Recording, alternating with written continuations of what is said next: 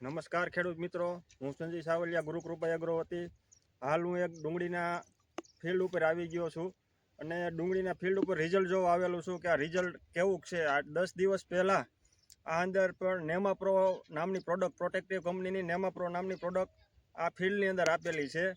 તો આ ફિલ્ડની અંદર પુષ્કળ પ્રમાણમાં બાફીઓ આવી ગયો હતો અને એ પ્રોડક્ટ આપણે 10 દિવસ પહેલાં પીવડાવી હતી અને હાલ જોવાતા અત્યારે બાફીઓ હાવ નાબૂદ થઈ ગયો છે. જે જૂનો છોડ છે એ જ છે, નવો કોઈ છે નહીં.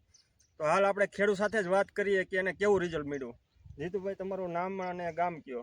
જીતુભાઈ રૈયાણી, દેવળકી ગામ. તો તમે બાફીઓ તમારે કેવો આવી ગયો હતો આની અંદર?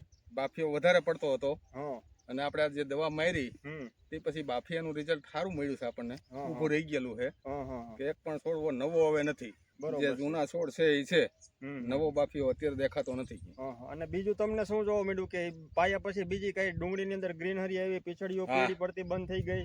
પીછડીઓ ઓછી પડી છે પીળી, હા, હા, અને ગ્રીનરી સારી છે અને ગાંઠિયાની સાઈઝમાં સારું હોય. હા, હા. અને જે છોડ છે એ બધા વિકાસ કરવા માંડ્યા એમ. હા, હા. તો જે તમારી 10 દિવસ પહેલા ડુંગળી હતી અને અત્યારની આપણે જોતા તમને કેટલો એમાં ફરક લાગે છે કે કેવડું તમને રિઝલ્ટ મળ્યું છે? ના, ઘણો ફેર છે.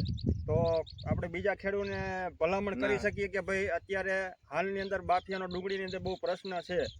તો જાજી એવી પ્રોડક્ટ થઈને બાફિયો અત્યારે અટકતો નથી, ગમે એવું કરવા છતાં, ઓછા ખર્ચા કરવા છતાં.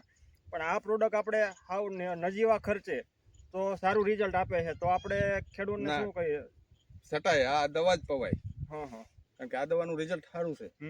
બીજી તમે ઘણા આની અંદર બીજી પ્રોસેસ કરેલી છે પણ એમાં બાફિયાનું રિઝલ્ટ મળ્યું નથી. અને પછી છેલ્લે તમે મારી પાસે આવ્યા હતા ને આ આપણે પ્રોડક્ટ વાપરી પછી અત્યારે હાવ નાબૂદ થઈ ગયો છે. તો માનો તોય જે જૂનો છોડ છે એ જ છે, નવો છોડ ક્યાંય છે નવો નથી અત્યારે ક્યાંય.